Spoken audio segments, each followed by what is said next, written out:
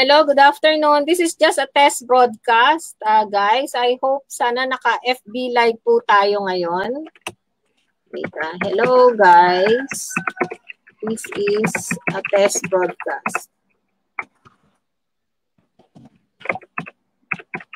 Paki-check po kung naka-live po kami. Hello, guys. Ayan, nag-live, nagla-live. Okay, wait lang I'll check dito sa ano.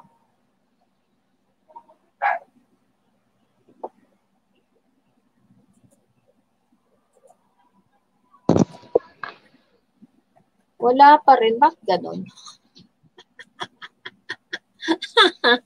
Ano ba to?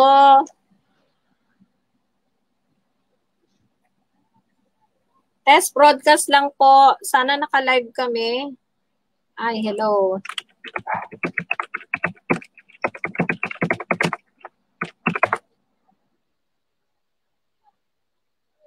Okay, test broadcast lang yan, ma'am. Uulitin namin. Test broadcast.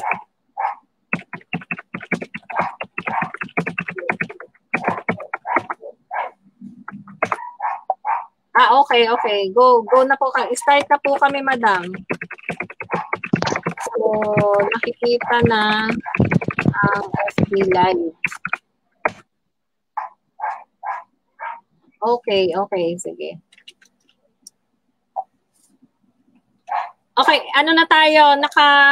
Naka-live na tayo, Madam Ai. So, ulitin lang natin. Okay? So, good afternoon po sa inyong lahat. Pasensya na po at medyo nagkaroon kami ng problema, nagkaroon ng konting technical problem for FB Live. So, I hope po sana magustuhan ninyo ang topic po namin sa ngayon, which is yung ritual at orasyon. Ito po ay launching namin ngayong araw na to. Ang title ng aming programa ngayon ay ang Hiwaga at Kababalaghan. So, ang title po namin ang topic na itatakal po namin sa ngayon ay about ritual at orasyon. So, ano po ba ang ritual at orasyon? Sa pagkakaalam ko, ito ay isang salitang Espanyol, Latin, na may katumbas na salitang Tagalog na dasal o panalangin. At kadalasan, nakikita ito agad sa isipan nating mga Pinoy at kapag sinasabing orasyon, ito ay salitang Latin na inuugnay sa mga anting-anting, agimat. So, yan po ang pagkakaalam ko. Pero ito po ay i-explain sa atin more ni Madam Ice Gabriel, ang isa sa mga guest po natin sa ngayon. Papakilala ko po siya sa inyo. Siya po, si Madam Ice Gabriel, ay isang admin creator ng Apo Inyong.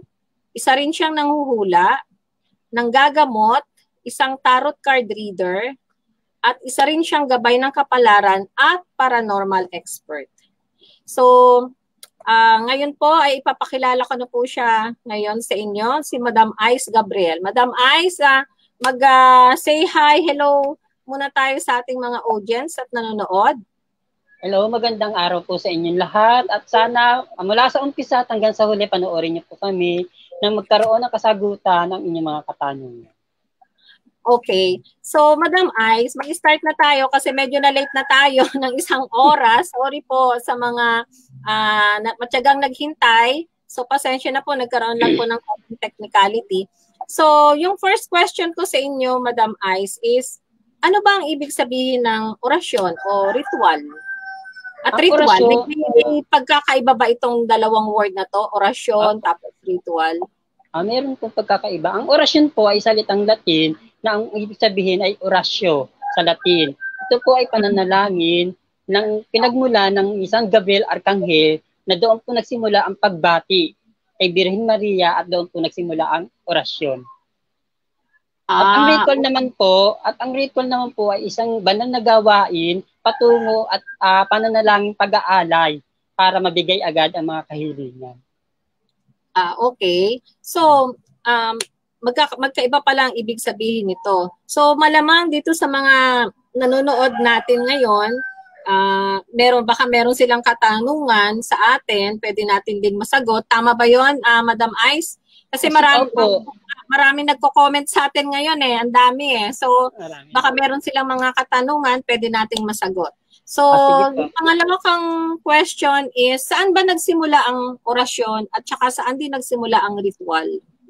Ang orasyon ay nagsimula sa paniniwalang Espanyol o makalumang pamaniniwala na ang ibig sabihin ng orasyon ay pananalangin taimtim upang maibigay ang kanilang mga kahilingan. At ang ritual naman ay isang gawain nga ng isang mga Pilipino nung mga panahon pa ng mga Igorot na isa'y pag-aalay. Okay. So, kumbaga, itong orasyon at ritual na ito ay ginagamit na ng ating mga, tama ba ako, mga ninuno? Gumagamit na ba sila ng ganito? Kailan ba ito nagsimula ang ritual at orasyon? So, kumbaga, yes. Kasi nagsimula ito sa Biblia. Sa Biblia ng panahon ng mga Jesuita. Yung mga Jesuita, yung mga tinatawag na mga banal na misyonaryo, na kadalasan sinasabi nila na kapag sila'y nag-orasyon at nanalangin at labit nag-ritual, binibigay kaagad ang kanilang mga kahilingan. Okay. So, tama ba ako? Kasi meron akong nababasa ngayon na ang ritual daw, in English, is a sequence of activities involving gestures, words, actions, objects performed in a sequestered place and according to a set of sequence. So, ritual may be prescribed by the traditions of a community, including the religious community. Tama ba yon, Madam Ice? Tama po yun, kasi may mga ginagawa ng mga pamamaraan ang mga Pilipino para maisagawa ang ritual. Tama po yun. Okay. So, yung sunod kong question, yung mga audience natin, baka may mga questions kayo, pwede naming maisingit yan at masagot ni Madam Ice. Yung susunod kong katanungan sa iyo, Madam Ice, ang ritual ba at orasyon ay makapangyarihan? Opo, makapangyarihan ang orasyon dahil ang orasyon ay isang salitang Latin na direkta na nakakarating sa Panginoong Diyos. At ang ritual naman ay isang bagay na ginagawang pag-aalay upang ibigay ng Panginoon ang ating mga kahilingan. At kaya talagang napakabisa pag combine. Okay. So, kumbaga, ito ay talagang ginagamit na ng ating mga ninuno noon pa at para matupad ang kanilang mga pangarap marahil. Tama ba? Opo, ganun na nga po. Okay. Madam Ice, may mga nagko-comment dito sa atin ngayon. Mag-hi muna ako kaya Madam Marivic Pauyon Dorman. Hello, Miss Marivic.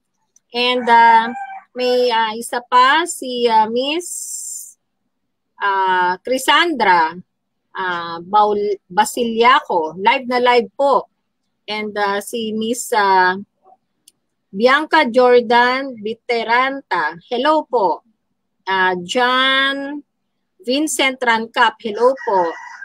And ito pa, medyo mabilis Jos Manuel, hello. At saka si Ragde Artubia. Gaano ba yan katotoo at ano ang basehan ninyo? Madam, ito ang tanong ni Ragde Artubia. Gaano daw ito katotoo at ano daw ang basehan ng ritual at orasyon? Okay, sa aking experience, sa aking matagal ng paggagamot at pag-ritual, ito ay isang basihan at nakikita ko naman ang katotohanan dahil mismo nga nire-ritualan ang nagsasalita kung ano ang nangyari at pinagawa sa akin na nagkakaroon ng katuparan. Kaya ang basihan dito, yung mismong taong nagpagawa. Sila rin mismo ang nagpapatunay. Okay. So, I hope nasagot namin yung tanong mo, Mr. Ragde Artubia. And ito pa, si Zariel Rodriguez, good afternoon. John, what's this? Nawawala Nawala si John. Ito pa, si Prince Ria Ignas Caracio. Pa-shout out po. Ayan, na-shout out na kita, Ria. And Ragde Artubia ulit. Orasyon, rekta, nakakarating sa Panginoon, gaano daw katotoo? Sabi ni Okay. Rag de Artubia ulit. Kasi ang orasyon hindi lang nagmumula sa panalangin, kundi nagbukal sa kalooban at puso ang pananalangin, paghingi ng mga bagay na nagmula sa puso, hindi lang sa isip. Kumbaga, pag ikaw nagdadasal ka ng taimtim, ibinibigay ng Diyos ng direkta po yun. So, ibig sabihin nakakarating sa kanya. Napapakinggan ka agad Opo. niya. Opo, Okay. mas mabilis po. Okay. I hope, Mr. Ragde Artubia, nasagot namin ang iyong katanungan. Sumunod na comment is Rhea Ignas Carrasco. Pa-shoutout po. Na-shoutout na kita po. Princess Barbie Darcy, watching from Bisaya. Bancho Zelan, hello po. Ito pa. Ulit, another question ni Mr. Ragde Artubia. Kung totoo yung orasyon na yan, sino nagbibigay yan? Sino daw nagbibigay sa iyo ng orasyon? Kung totoo daw ba ito? Okay. Ang orasyon kasi ay isang pagtawag sa Panginoon, pagtawag sa mga banal na espiritu, para tulungan ka at idirekta sa Panginoon ang mga bagay na kahilingan. So, isa pa niyang tanong, sino daw ang nagbibigay nito sa iyo? Ang nagbibigay sa akin itong orasyon na to ay isang nilikha na hindi nakikita pero mararamdaman. Yun, kumbaga sa akin na yun, pero binibigay niya ang mga detalye kung paano ito gawin. Okay. I hope nasagot po namin, Mr. Ragde Artubia, yung katanungan nyo. Okay. Hi daw kay Rhea Ignay Carrasco. And ito, katanungan ulit ni Shandre de la Paz. Gaano po ba katotoo ang mga pampaswerte at sa sugal? Kagaya siguro ng mga loto, yung mga casino, ganyan. Okay, ang pampaswerte ng sa sugal, yung bang, okay, ang pampaswerte na sinasabi, hindi naman po totally na masasabing swerte ka dahil ito gawa-gawa lamang. Yung tinatawag na pampaswerte. Kung ikaw na may talagang swerte, swerte. Walang sinuwerte sa sugal. Talit sugal po, wala po yun. Okay. So sana nasagot namin yan ni Shandre de la Paz. And last question ito kay Zaril Rodriguez. Pwede po bang magpasabay ng kahilingan kapag nag-orasyon kayo, madam? Pwede naman po. Pwede naman po. Sabihin nyo lang po kung ano yung mga request nyo. Ito pa, another question, pahabol. Ano ang mas mabisa sa dalawa, orasyon o ritual? Sabi ni Miss Princess Barbie Darcy. Ritual. Kasi ang ritual is sinasagawa na ang mga aksyon upang ito'y mapabilis at kahilingan ng mga tao. Sana nasagot namin yung iyong katanungan, Miss Princess. Okay? And ako naman na magtatanong sa iyo.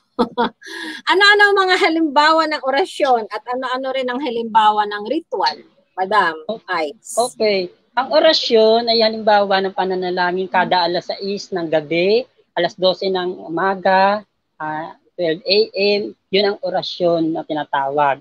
Ang ritual naman ay sinasagawa na may kinalaman sa pag-ibig, sa karamdaman, at tinatawag na rin natin yung mga may kinukulam or binabarang. Yun ay sinasagawa bilang ritual. Okay. Meron ka bang halimbawa ng ritual at halimbawa rin ng orasyon? Although sinabi mo nga ang orasyon ay dasal, di ba? So, yung example na lang ng ritual. Like for example, ritual sa pag-ibig. Kung paano, syempre marami tayong mga nanonood ngayon na may mga suliranin sa puso. Paano ba nila makokontrol ang kanilang asawa? O paano ba nila makokontrol ang kanilang boyfriend? Meron ka bang ganyang ritual? Meron po. Sinasagawa ko po yan sa pananalangin, sa ritual. Gumagamit ako ng mga bagay na may kaugnayan sa mag-asawa o sa magkasintahan, tulad ng picture nila, pangalan nila, at kaarawan nila. Sinasagawa ko yun sa pamamagitan ng ritual.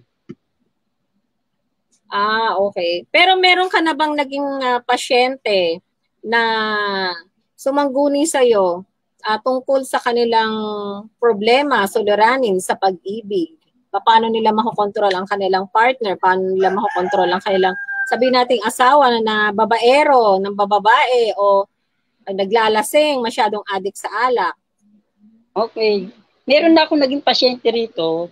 Talaga nagloloko sa asawa, niloko yung babae, at ang lalaki, babaero. Sinagawa ko po na sa pamamagitan ng pagkonsensya. kinonsensya natin ang lalaki at ipinasok natin sa isipan na mahalin ang pamilya at i-prioritize ang asawa. Dahil ito ay isang masamang kautusan na labag sa Diyos. Kaya yun ang ginagawa nating ritual, ang asawa i-prioritize, ipinapasok natin sa isipan yun sa pamamagitan ng ritual. Konsensya. So ibig sabihin kinokonsensya mo yung tao. Opo. Meron kang gano'n? Meron kang mga ganong klaseng ritual? Meron po.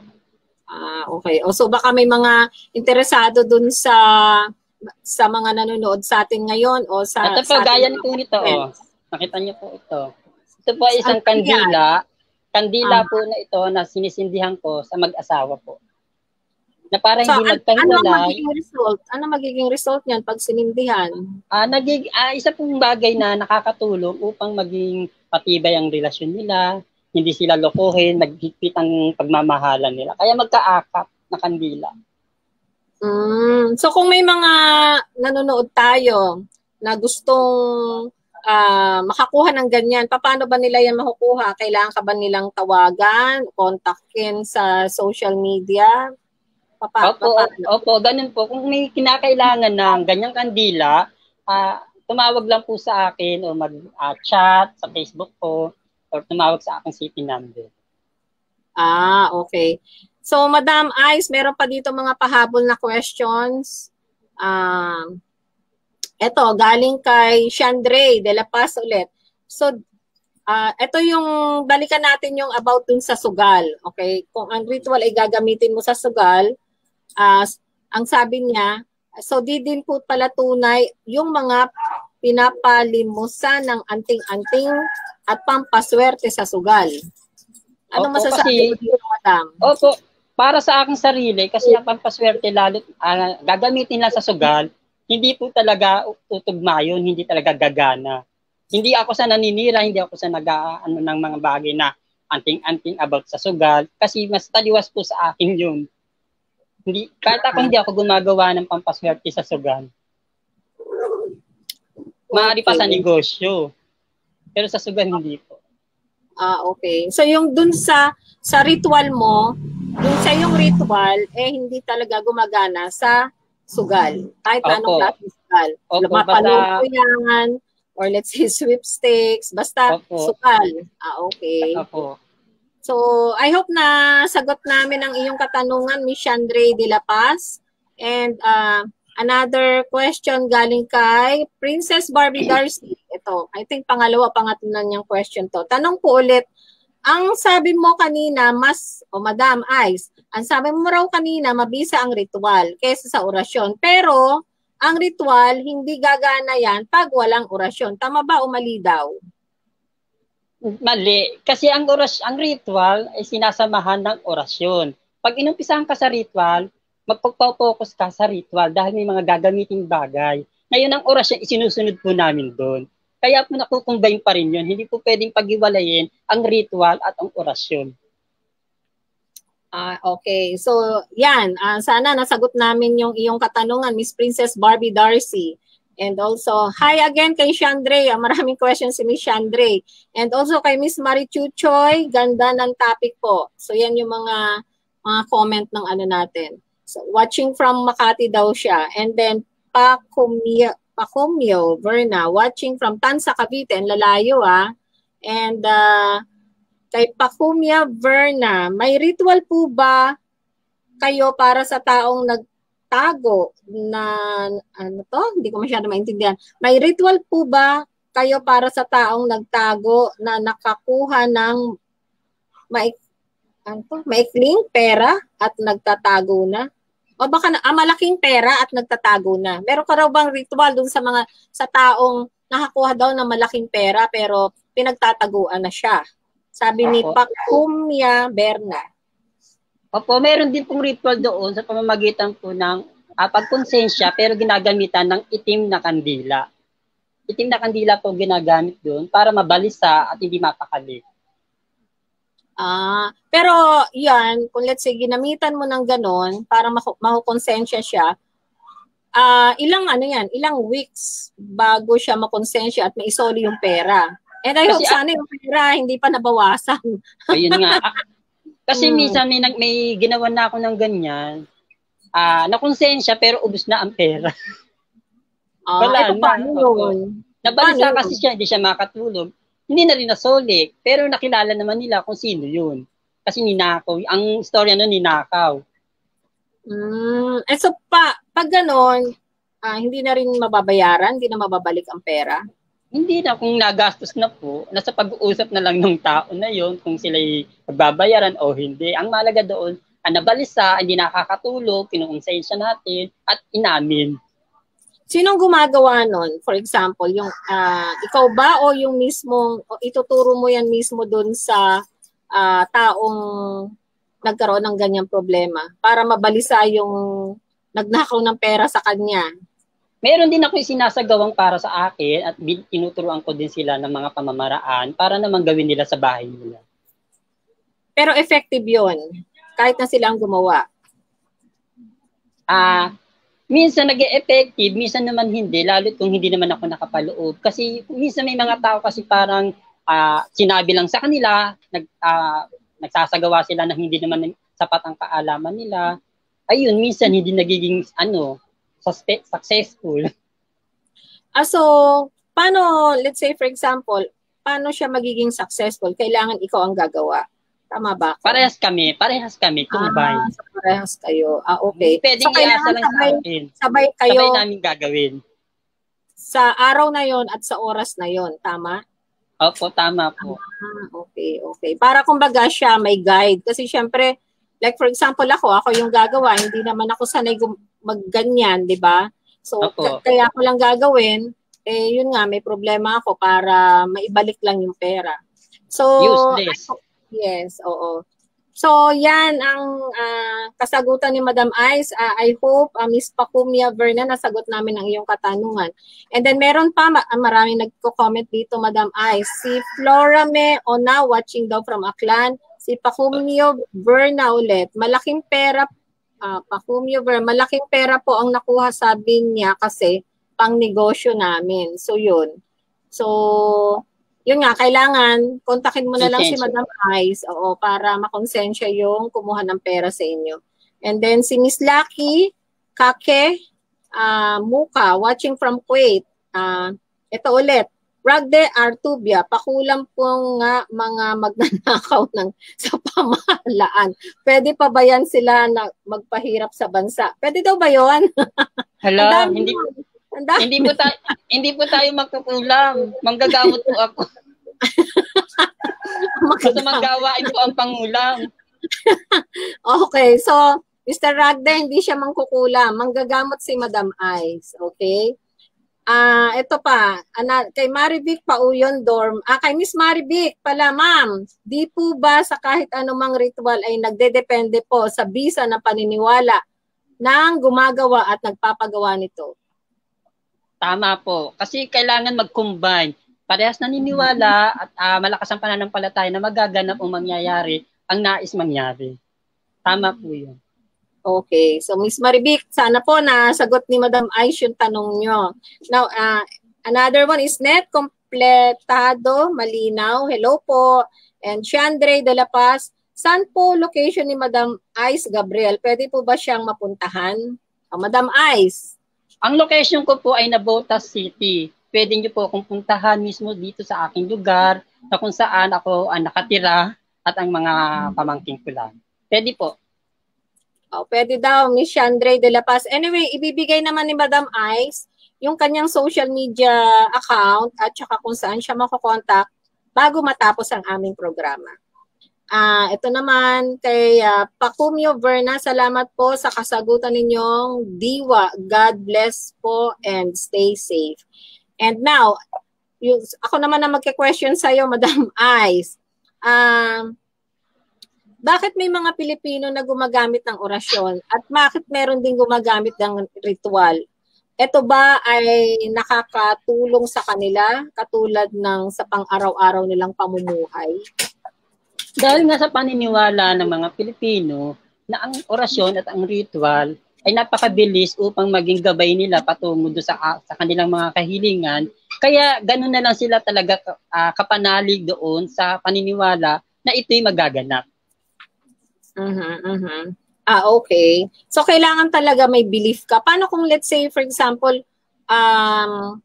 merong merong isang taong lumapit sa iyo pero kumbaga hindi siya naniniwala sa orasyon o ritual pero kailangan lang niyang pumunta sa iyo kasi may mga nakapagsabi na makakatulong ka sa kanyang problema. Pero kumbaga hindi naman siya talaga 100% naniniwala. Matutulungan mo ba yung ganong klaseng tao? Actually, bago ko sila tanggapin, tinatanong ko muna at sinasabi ko sa kanila na dapat kung ikaw'y magpapagawa, bukal sa puso mo ang paniniwala at pananampalataya.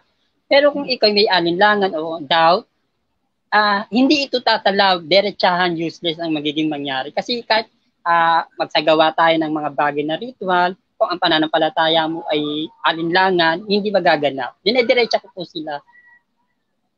So, ibig sabihin, nakikita mo na kung matutulungan mo sila o hindi. Tama ba? Opo.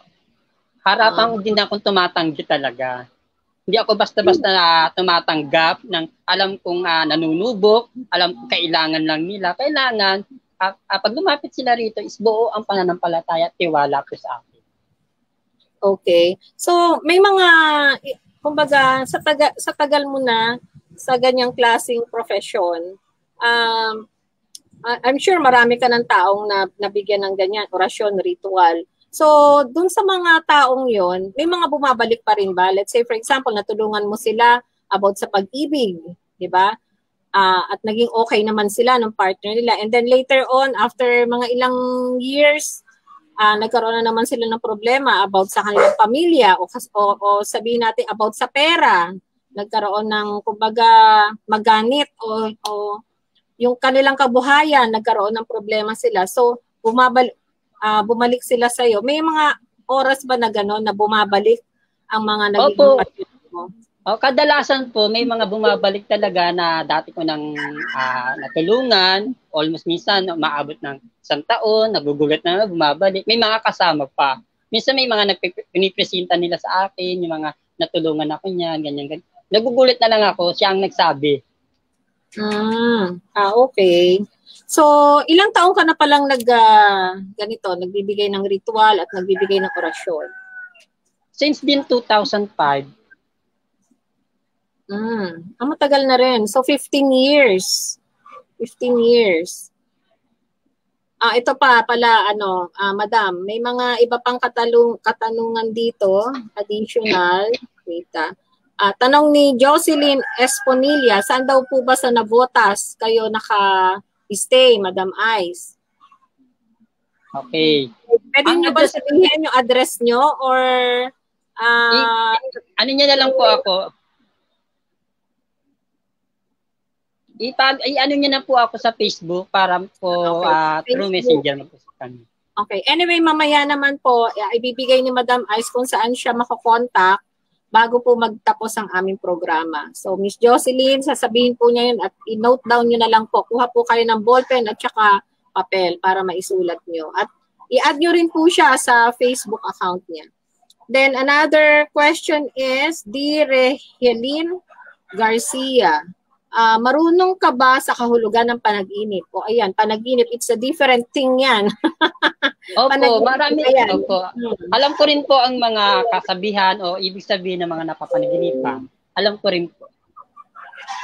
Okay. So, Mr. D. Regilin Garcia, kung meron ka mga tanong about panaginip, pwede mo rin siyang i-message o pwede ka mag-comment ngayon.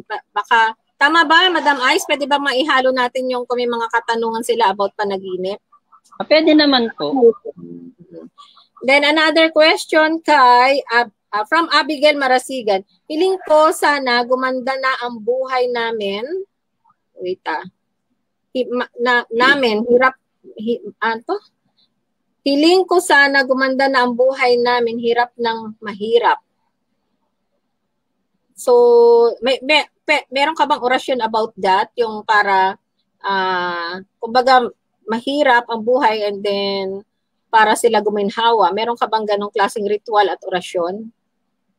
Sa mga ganong pamamaraan po, minsan nasa tao na rin po yung mga ganyan. Minsan may mga bagay na o balakid sa kanilang bahay na kailangan alisin o kailangan nilang baguhin. Okay. Sana nasagot ni Madam Aish yung katanungan mo, Miss Abigail Marasigan. Another question coming from Rhea Ignas Caraco. Tanong ko lang po, magkano daw po magpakonsulta kay Madam Aish? O Madam Aish, magkano daw magpakonsulta sa'yo? Sa mga ganyang bagay, hindi po dapat sinasabi sa harap ng camera ang mga ganyang bayaran kasi hindi naman po tayo talagang ganoon. I-PM na lang po nila ako at mag-uusap po kami. Okay. Sana nasagot namin yan, Miss Rhea Ignas Carrasco. And then kay Miss Lailani Lauricio, hiling ko po na gumaan ang buhay. Ayan. So may kahilingan siya na sana gumaan ang buhay niyan, si Lailani Lauricio. Then kay Ma'am, kay Madam Marivic Pauyon Dorman. Yes po, kasi kung ikaw ay may katiting na duda ay wala pong mangyayari. Dapat po mabilis nawawala ako. 100% ang tiwala sa kahit sino mang magpagawa at gagawa ng mga orasyon o ritual. Marami po kami nito sa aming YouTube Philippine One Foundation. Isa pa po pala, pwede po kayong manood ng YouTube ng The Philippine One Foundation. Ayun, sabi ni Madam Marivic, marami daw silang mga ritual tungkol sa inyong katanungan. So, pwede po ninyong puntahan ang YouTube ng The Philippine One Foundation. Okay. And then, may orasyon po ba kahit anong kayod walang ipon? Maaaring meron, maaaring wala. Kasi maaaring magastos sa mga tao dyan. O maaaring may mga bagay na dapat baguhin sa kanilang pananaw sa buhay o maaaring baguhin sa kanilang bahay. So, ang ibig mo sabihin dyan is yung punsoy na yan. Opo, ganyan talaga yan. Hindi na ritual yan. Hindi na siya ritual. So, another topic yan. Different topic po. Siguro later on po, i-discuss din po namin about feng shui. So, yun yung, kumbaga, kung let's say, hindi maganda ang pasok ng pera ngayong taon na to. So, kailangan mo i-change yung mga, kumbaga, let's say, yung sa salas mo, kailangan i-rearrange mo yung mga sopa mo o whatever it is. So, meron po kaming topic for that. May susunod po kaming topic na feng shui. Sana manood din po kayo nito. So, sana po manood din po kayo, Miss Leonie J. Maangkay. Yun yung kanyang tanong, Madam Aish, yung kung may orasyon daw ba kahit na anong kayod walang ipon. So, yun.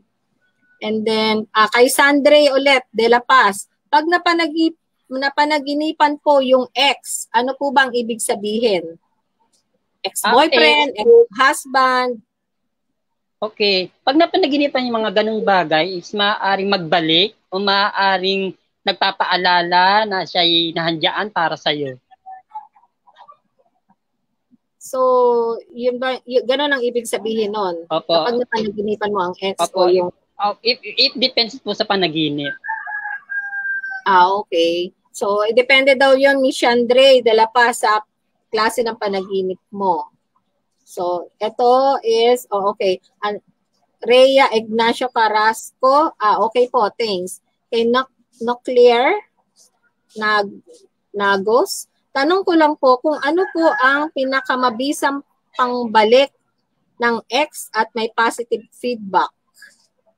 Okay. Yun ang tinatawag na gayuma. Ang gayuma ay isang pagpapabalik sa mga minamahal at sinasagawa ding ritual. Yun ay tinatawag na may halo din papabalisa, pangromantiko na dinadaan naman sa panaginip. Okay. Ano ba yung gayuma? Yung gayuma, kasi 'di ba may mga movies na about gayuma. Yes. So, gayuma is maaaring inahalo sa pagkain, maaaring ginagawang pabango, maraming uri ng gayuma. Maaring langis. Opo, ganyan po. So, ibig sabihin, pag gayuma at naipakain mo yun dun sa taong gusto mo, mas magugustuhan ka. Aamo at mahalina. Okay. So kahit na anong gusto mong pagawa sa kanya, gagawin niya. Ganun ba yun? Opo, ganun nga po ang gayuma. Okay. So, yun pala ang gayuma. Pero, actually, yung gayuma is a kind of ritual din yan, di ba, Madam Ice? Opo, kaya lang, ritual ng gayuma is parang sa kabila, hindi good, parang bad. Bad kasi ba yun? Hindi maganda? Opo, kasi dalawang klase yan eh. Ang gayuma, pag ginagawa ng malinis ang intention mo, mabuti. Halimbawa nito, gumawa ka ng asawa mo, nagloloko, gusto mo lang bumalik uli sa'yo o sumama na sa iba, pwede mo gayumahin uli, pwede kitang tulungan. Pero kung ikaw, yung mga agaw ka ng asawa at gagayumahin natin yun, hindi ako papayag ng ganun. Oo nga, that's bad. Pangit yung diba? ganun. Hindi ako papayag ng ganun dahil hindi ko rin naman nanaisin na makaagaw tayo o makasira ng relasyon para lang sa isang bagay na inutos sa akin na wala naman akong kinalaman.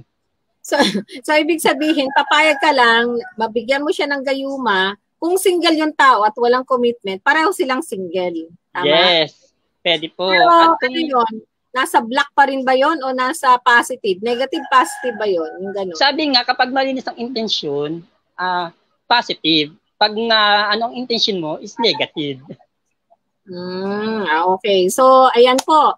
Yung sa gayuma. So, kailangan yung gusto gagayumahin nyo, pareho kayong walang commitment para, kumbaga, walang masasaktan, di ba?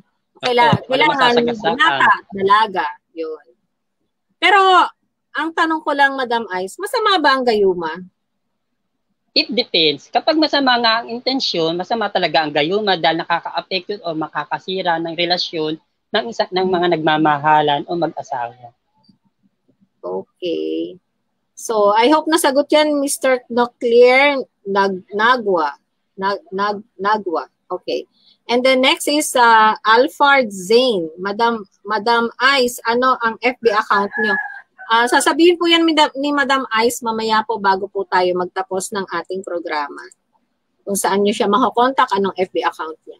And then guys, another question is Chandre de la Paz. Sa kapag na panaginipan po yung nanay kong patay na, kasama na nakipagkwentuhan sa panaginip, ano daw ba ang ibig sabihin nun?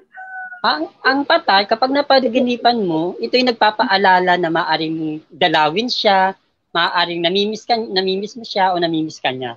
Ganun po yun. Wala nang ibang ibig sabihin yon? Wala na po. Yun lang po nagpapaalala, nagpaparamdam na siya'y bisitahin. O maaaring may kaarawan o malapit na yung kaarawan na yung mga panahon na yun na parating, kaya siya yung sumasagap sa panaginip. Okay. Possible yun. Pero ako, Madam Isa, sa experience ko, that was 2 weeks ago lang. Pero my mom died, I think, way back 2004. Pero siguro 2 weeks or 3 weeks ago, napanaginipan ko siya. Pero that time, hindi maganda yung pakiramdam ko. Kumbaga, parang may ano ako noon may lagnat. Nagkaroon ako ng lagnat. And then, hindi ko rin maintindihan bakit nagkaroon ako ng lagnat.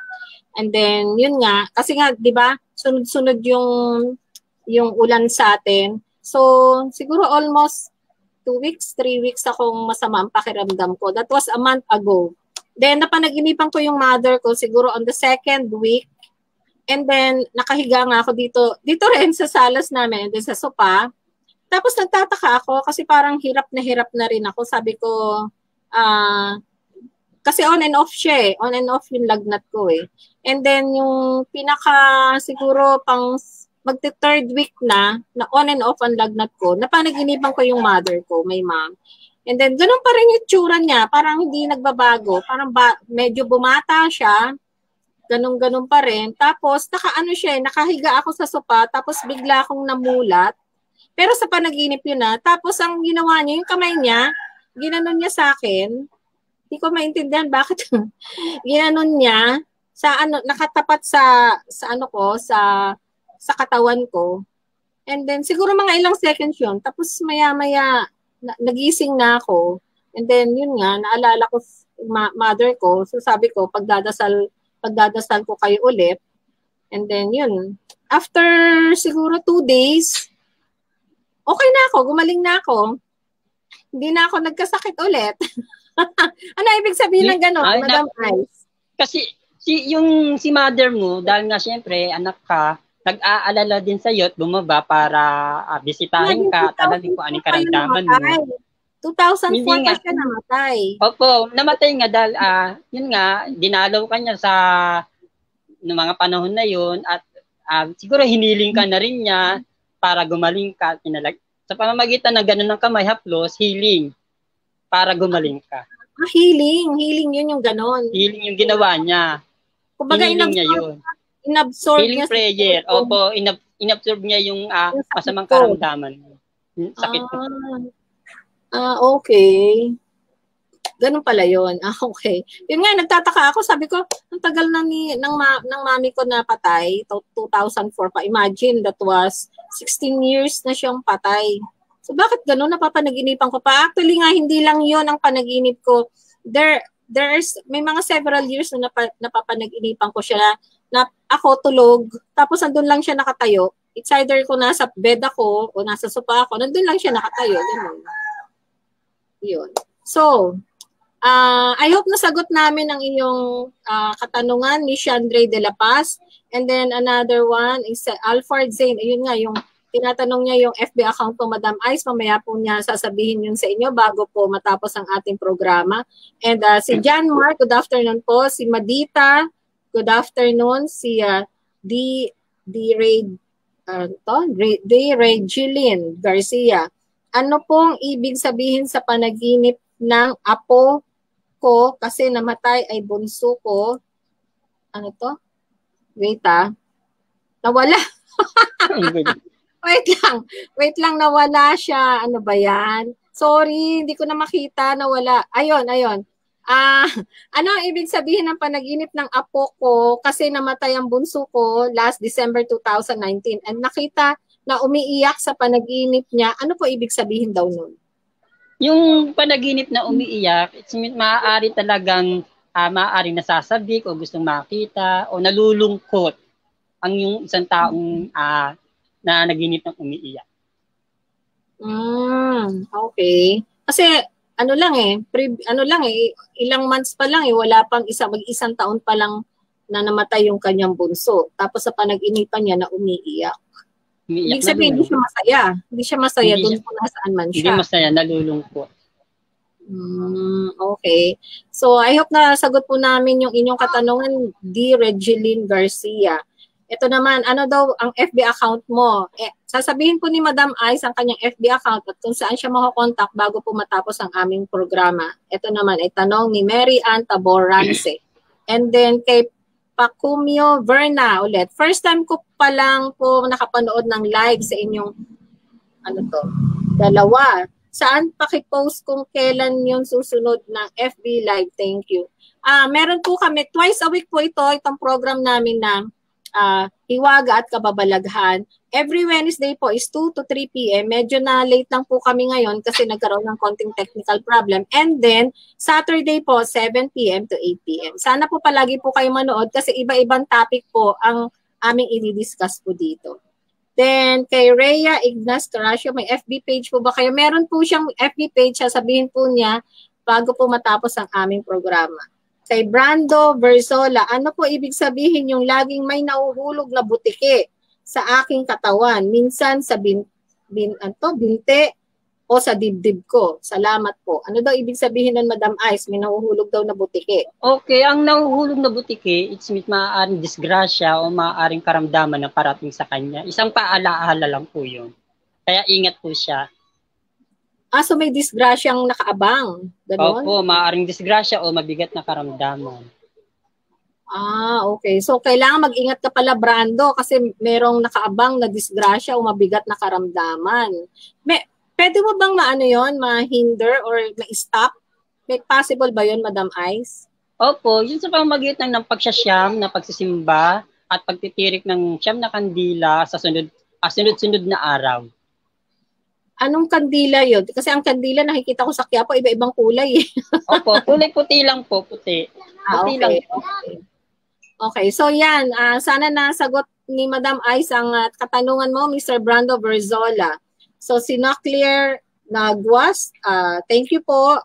Kay Rusty Concha, siguro, good afternoon. Ano po ibig sabihin ng naiputan? Naiputan ng ibon sa kanang balikat mo. Ano daw ibig sabihin nun? Siguro sa panaginip niya. Nataian ng ibon. Naiputan ng ibon sa kanang balikat. Ayun po isang bagay na pasanin sa buhay na maaaring sa pamilya ay maaaring maging pabigat. Sino kaya yung pabigat na yun? Doon sa pamilya ni Rusty Concha. So Rusty, I hope nasagot ni Madam Ice, yun daw ay pabigat sa pamilya niya. So kailangan isipin mo sino maaring sakripisyo, maaring sakripisyo sa pamilya. Okay, sakripisyo sa pamilya. So, yun ang ibig sabihin nun. Rusty Concha, I hope nasagot namin ang inyong katanungan. Kay Mary Ann Taborance, ano po ibig sabihin ng laging tumitik-tik ang butiki sa bintana ng kwarto?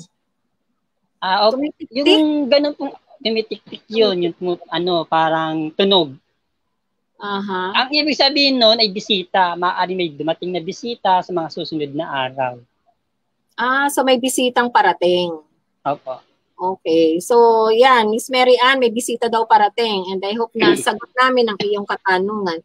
Kay Janelle Lagnila, ano po ibig sabihin ng panaginip ko? Parehas kami ng mahal ko ng panaginip. Parehas na magkasama kami sa isang lugar na parang mag-asawa. Pero ngayon, naghiwalay na po kami. Ano daw ibig sabihin? Ayun na nga po. Ayun ang kabaliktaran ng panaginip. Pinagsama sila pero sa totoong buhay pinaghiwalay. Kasi isa sila ng panaginip at pinag-convey.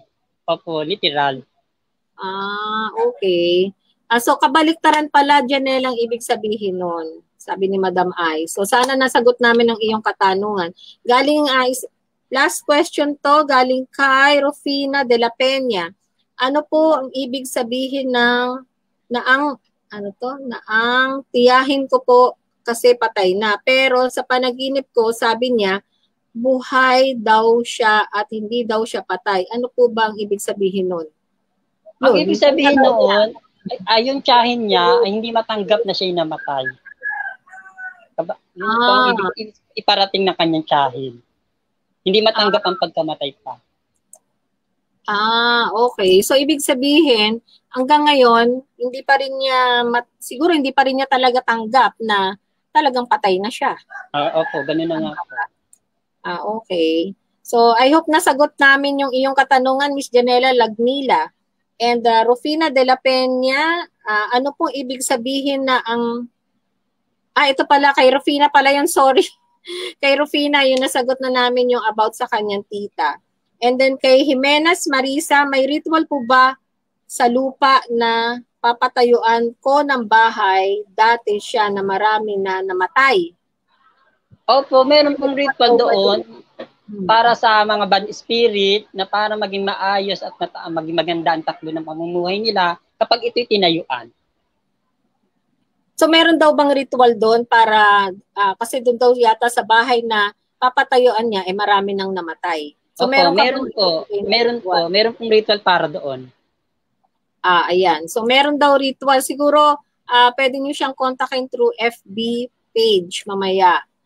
Now, last question to kay Lani Almendras Agbayani. Ano po ibig sabihin nung napapanaginipan ko yung partner ko na magkasama kami, may pupuntahan bahay, tapos palaging may nakakasabay kaming babae, maya-maya doon na siya sa babae, nakadikit at bigla silang nawala. Kahit anong hanap ko po sa partner ko, di ko na mahanap. Nagiging, what's this? Hindi ko mabasa na to. Nagigising siya na umiiyak. Okay, kasi ang isang panaginip na yan ay isang babala na maaaring may makigulo sa kanilang babae o maaaring sirain ang relasyon nila nang dahil lang sa isang babae. So, ibig sabihin may babae yung kanyang partner? Hindi, maaaring may dumating. O maaaring may parating na ganung kaguluhan. Pero pag ganon, pwede mo bang pwedeng mapalihis yun, pwedeng mailihis natin yun. Like for example, yung mga kagaya, negative yan eh, di ba? So masisira ang kailang pagsasama. So meron kang pwedeng maibigay na ritual sa kanila para maiwasan yung ganong klaseng. Ayun nga po, ito yung tinatawag na gayumang puti. Yung tinatawag na yung gayuma na malinis ang intensyon. Yan. Yan, Lani, kailangan mong gayumahin ang iyong partner para makontrol mo. Tama ba ako? Makontrol mo. Makontrol para hindi gumawa ng mga bagay. Emotion, di ba? Yes. Kaya mo siyang kontrolin. Tama ba yon? Pag kaya mong paikutin sa palad mo. Pwede ba yung gano'n? Huwag naman paikutin. Pasunurin na lang. Okay. Pasunurin. Yan. Miss Lani, pwede mo rin kontakin si Madam Ai. So, bibigay niyo mamaya yung kanyang FB account. Kaya Brando Versola, pakiulit lang po yung gagawin ko pag may nahulugan ako na butiki. Nawalan po kasi ako ng signal, di raw niya naintindihan. Yung daw butiki na nahuhulog, saan na ba yun? Tandaan mo yun, Madam Ay? Siyang kanina. Tanda ko, opo. Yun nga po, yun yung tinatawag na maaaring may disgrasya parating sa kanya o maaaring may karamdaman. Ayun, kung may maaaring may parating na disgrasya daw sa sayo, o may mga karamdaman o ano pa ba? Meron ka bang ibang nabanggit? Yun lang, disgrasya at karamdaman. Disgrasya at karamdaman sa'yo, mismo sa kanya o sa pamilya niya? Maaaring sa kanya or sa pamilya niya. Ayun. So yun. Pero dapat meron naman siyang pwedeng gawin para hindi matuloy yung ganong disgrasya. Opo, yun nga po yung tinatawag natin na pagsasyam. Yung pagsasyam na siyam na araw na pagsisimba na sunod-sunod. At kada araw, magsisimba siya, magtitirik siya ng isang kandila hanggang 9 na araw. Ang kandila ay puti. Opo. Ayan, Brando, sana nasagot namin yung iyong katanungan regarding dun sa disgrasya o ano ba to? Disgrasya. Karamdaman na parating. And then kay Shandre de la Paz, kung napanaginipan ko po ang sarili ko na patay na nakita ko sa kabaong ang sarili ko, ano daw ibig sabihin nun, Madam Ice? Huwag siya kamong matakot, magtatagal pa ang buhay niya, ibig sabihin nun. Yan. Magtatagal pa ang buhay mo, Shandre de la Paz. So, yun ay kabaliktaran. Ibig sabihin, long life. Long life. Opo, mahabang buhay pa yun.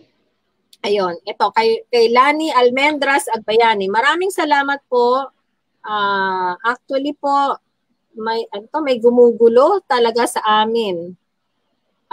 Ex niya na anakan niya. Thank you po. May nanggugulo daw sa kanila na ex niya na anakan niya. Thank you daw. So, ayun, paano pag ganon? May mga nanggugulo tapos naanakan.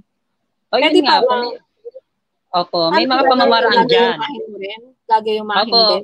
May pamamaraan po dyan para humiwalay or makonsensya ang lalaki, pati si babae, na wag nang maggulo ng buhay ng may buhay. So, pwede mong makontrol. Pwede mong, may ritual din dyan na pwedeng gawin. Opo, meron pong parang ritual na para dyan. Okay. So, Lani, meron daw ritual para dyan sa iyong problema. Okay. So, anyway, bibigay naman ni Madam Ice kung saan siya pwedeng kontakin. And then, Jill Rodriguez, ano po ibig sabihin kapag napanaginipan ko yung ex ko? Yun nga, ang ex mo, pag napanaginipan mo, is maaaring nagpapaalala sa'yo na siya'y dalawin mo, maaaring may pagkakataon na kayo magkita muli.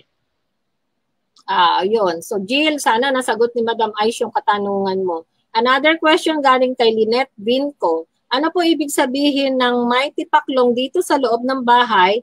Nasa dingding po siya. Noong birthday ko pa po, yan, October 19, 1965 po ako. 2 days po siya doon. Di siya gumagalaw. Tapos lumipad po siya. Pinalabas ko na po siya. Sana po masagot niyo po ang tanong ko. Kung ano ibig sabihin po ba yun? Naki-birthday din siya nung time na yon? Opo, naki-birthday din yun. Maaari isang kamag-ana o malapit na kamag-ana ang dumalaw na umano lang sa tipaklong. Nag-astang tipaklong. Kaluluwa. Opo, kaluluwa Kaluluwa po siya. yun. Okay. So, Lynette, isipin mo na lang kung sino yung mga kamag-anak mong namatay na malapit sa'yo. Tama ba ako, Madam Ice? Kaya Opo, siya ganun po. dinalaw. Okay. Sana nasagot yun ni Madam Ice yung iyong katanungan. And then kay Redford Sia, ay po, paano po mapaibig ang taong gusto ko? Ay, gayuma nga. Ang tanong, yung bang tao na yon walang commitment, single Available. ba pareho? Oo, available ka. Oo. Pero kung hindi Ayan, available, pwede. Mm-mm. Pero kung mga agaw tayo, hindi ngayon pala sinasabi ko hindi ako tutulong. So, yan, Redford. So, kailangan, pareho kayong binata, dalaga siya. Walang commitment, walang sabit para kayo tulungan ni Madam Ice para mapaibig mo yung iyong minamahal. Okay? So, Madam Ice, one hour na tayo and ito na yung parang pinaka-final program hour natin. Baka meron, dun sa mga gusto pa pong magtanong kay Madam Ice, siguro po, pwede po niya kayong sagutin sa kanyang FB page at saka dun sa ibibigay niyang contact number. Any parting words, Madam Ice, sa kanila, Okay. sa mga audience po natin?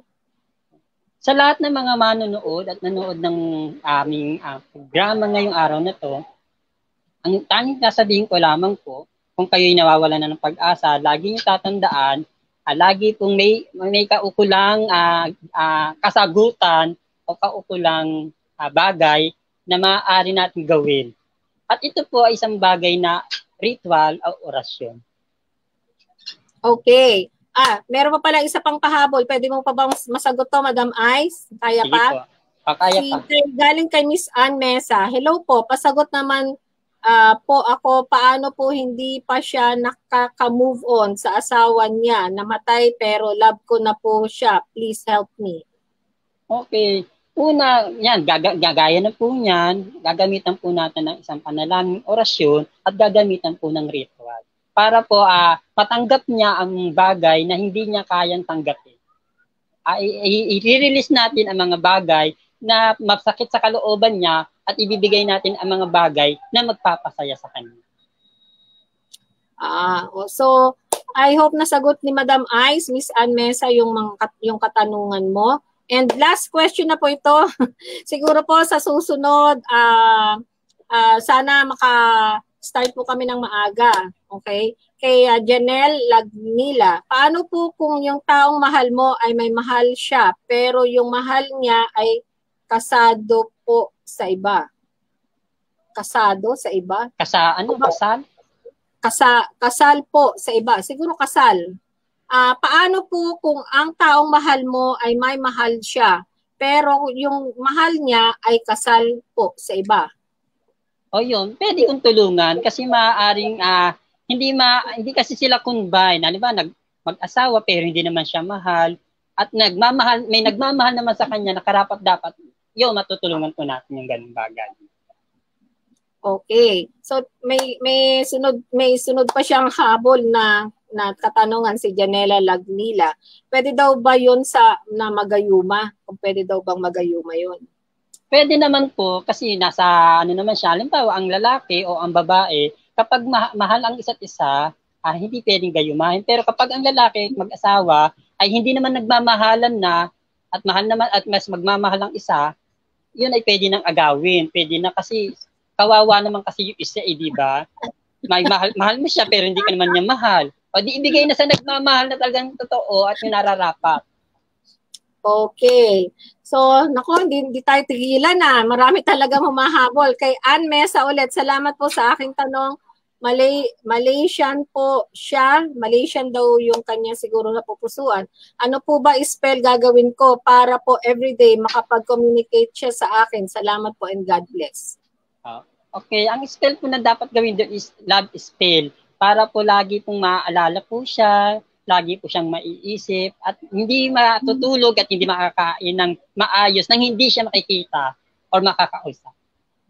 So, ibig sabihin, hindi talaga mapapakali yun at talagang tatawag at tatawag po sa kanya. Parang ano yun balisa, di ba? Siya yung lagi. Pampabalisa.